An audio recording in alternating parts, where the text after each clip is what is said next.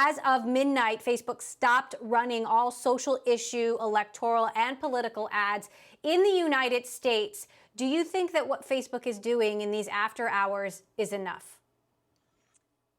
Yeah, it's a great question. I do think Facebook is making a concerted effort to do the right thing to try to make sure that they do not end up being accused of being a bad actor in this election.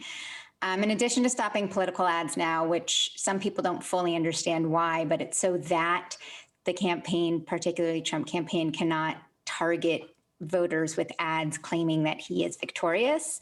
I think some of the more interesting moves are that they're saying they're using what's called a country at risk type policies. So what that means is that they can take sort of more extreme actions, whether that's labeling posts that are claiming premature victory, or even more concerning, whether it's trying to tamp down any sort of calls to violence, any hate groups that might start speaking up. There's a whole host of things that can happen in the coming days and weeks. And I will say Facebook is taking some good concerted actions, which really comes at the behest of so many academics and activists and journalists and even employees really pushed Facebook to get to this point. So with the election still in dispute, President Trump threatening legal challenges, what are your biggest concerns at this point? My sources of Facebook have told me they're concerned about civil unrest. They're concerned about violence. So, yeah, that is definitely one of the biggest concerns. I think you and I spoke a bit about that in August, in fact. We have seen, we've all seen a lot of stoking of emotional, inflammatory rhetoric that, even during one of the debates, he specifically told the Proud Boys to stand by. And lots of different groups might interpret that in different ways, but this is where the social media platforms really do have a role to play, because a lot of this activity gets planned on social media, gets stoked, gets amplified. And so one of the concerns is, let's say it is still days or weeks before we fully have an official election result, because don't forget, as long as President Trump does not concede, it is still in play, and we still have to go through the whole electoral college process.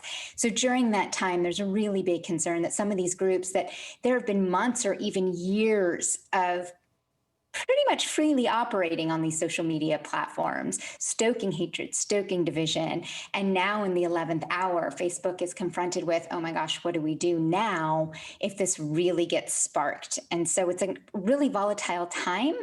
I'm not saying that I think that anything horrible is going to happen, but it is volatile, and it is really incumbent on the platforms to do everything they can to not allow things to be organized on their platform, hate groups to start really ramping up hate speech, and even the president of the United States to dog whistle to people to go out and defend his victory, or any types of things we can imagine him saying.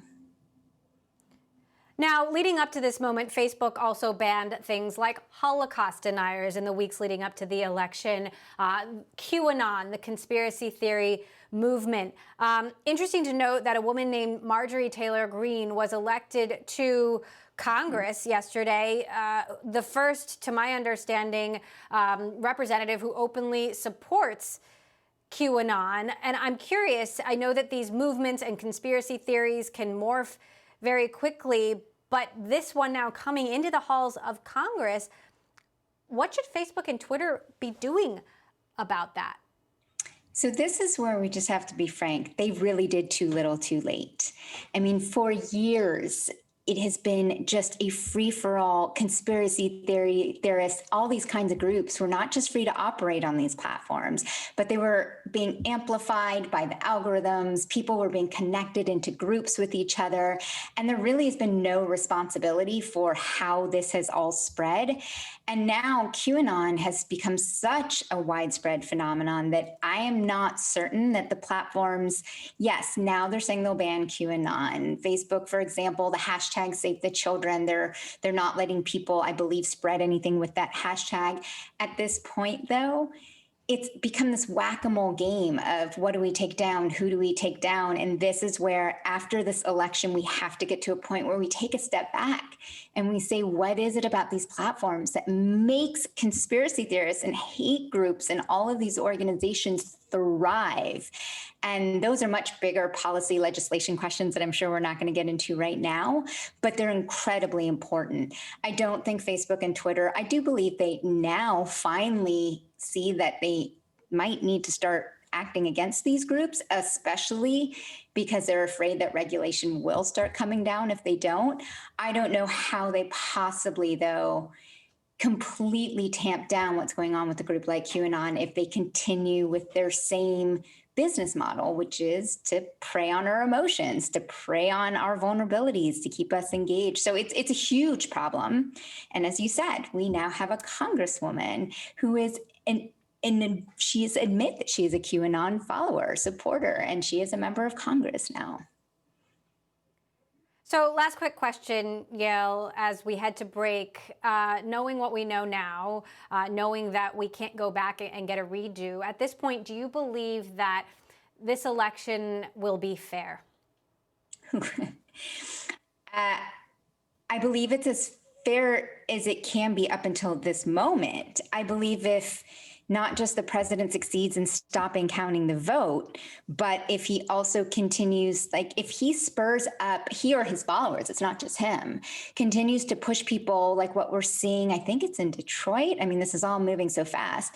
People to go out and physically try to stop people from counting the vote. That's where it's going to get really dangerous. Right at this very moment, it seems like the voting went well. Ballots are being counted. You can live stream people, different counties counting votes. It's what happens in the coming hours and days that will determine whether or not it's a fair election.